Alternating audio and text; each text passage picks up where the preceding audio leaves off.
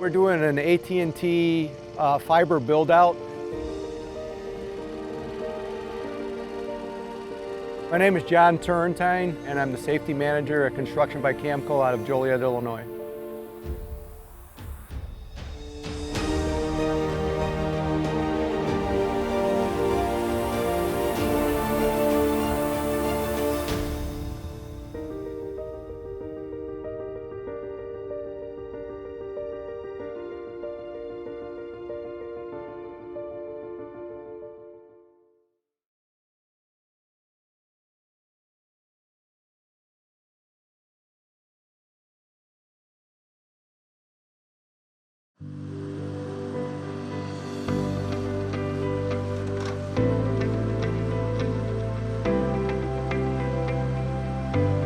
What we have to do is bore in a 2-inch pipe underground, and right now what you can see is there's tunnels here that we did not know were here, and so what we have to do is we have to try and figure out a way to get through these tunnels that are part of the complex.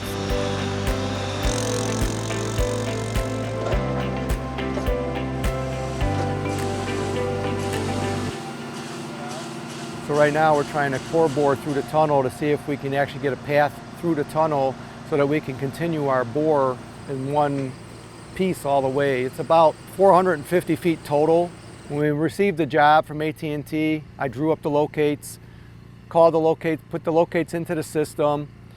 Then the locator, as you know, has 48 hours to locate it. We come out, check the locates, then once we know the locates are good, we can send our crew out here. And once we sent our crew out here, they started boring and they hit one of these tunnels and they weren't sure what they hit. So then we had to do some more investigating, and our superintendent found out that these tunnels existed between all these buildings within this complex. So now we're trying to figure out, like I said, a way to get through them. There's nothing in them. They're all been abandoned, and partially some of them have been filled in, so we're not real sure we're going to be able to get through them. Just got to take your time.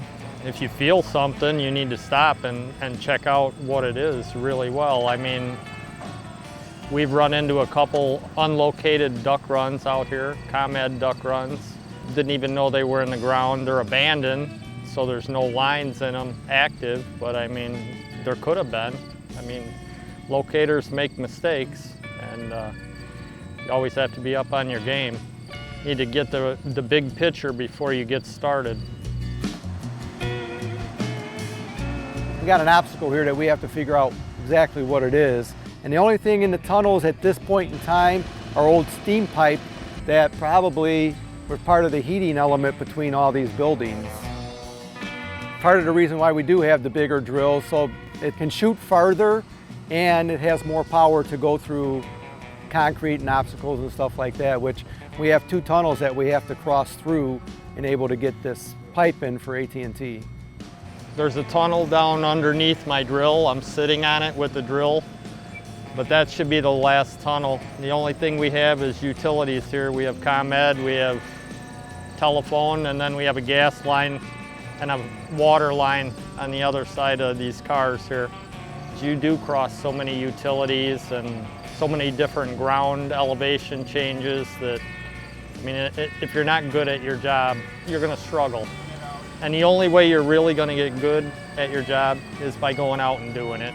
I mean, you can read all the books in the world and it's not going to put you where you need to be. You need to get out and do it.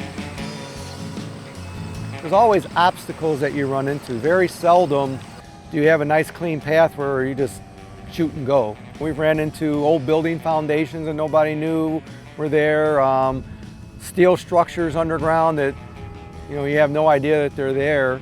You got electric, you have street lighting, you have At&t already there, and in a lot of instances you have, gas companies there. If we know what's in the ground, we avoid it. We don't hit it.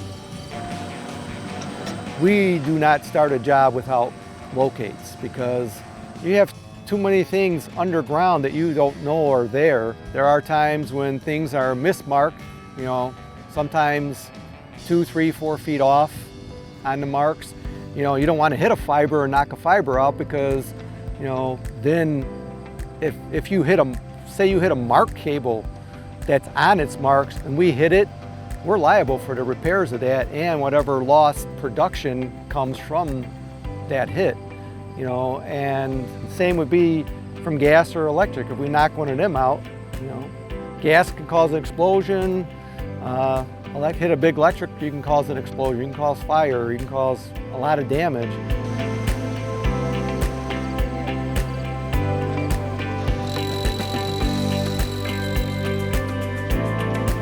95% of the work we're doing is to put conduit in the ground so that they can run their fiber through it.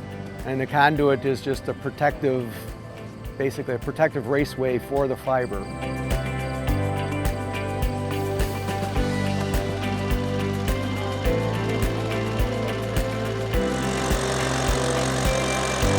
Right now, he's core boring the tunnel, the wall of the tunnel, so that we can see if we can actually get through the tunnel with our 2-inch pipe so that we can provide the path for At&t to put their fiber in.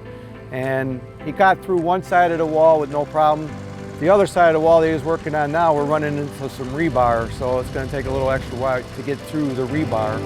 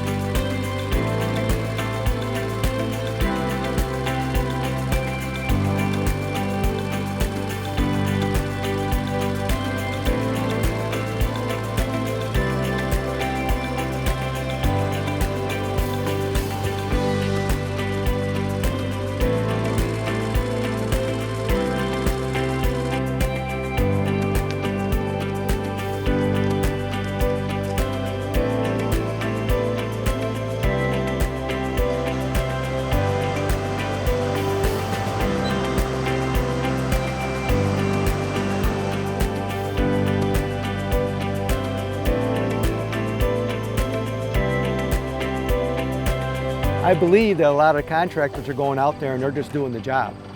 They're not waiting for their locates, or they haven't called locates in, and they're just, I don't know if you want to say they're taking the chance or they're taking the risk, you know. And I'm sure there's times when, you know, they get a whole job done and there's nothing that happens, but all it takes is that one time.